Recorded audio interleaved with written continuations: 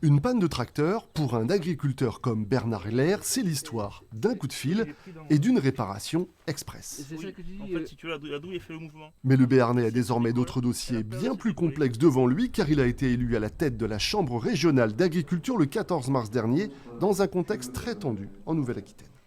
C'était pour porter le projet de la FNSEA et des jeunes agriculteurs face à un non-projet de la coordination rurale qui avait plutôt pour objectif de démanteler l'outil.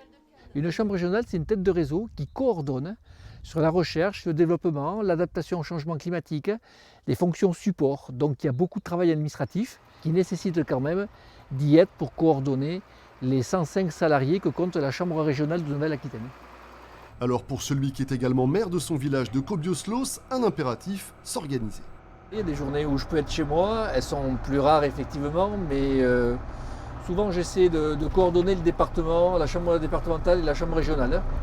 C'est un peu l'objectif. L'autre objectif prioritaire, c'est de faire vivre et de développer cette exploitation familiale de 60 hectares entre maïs, semences, soja et kiwi, avec un projet économique adapté à cette vie.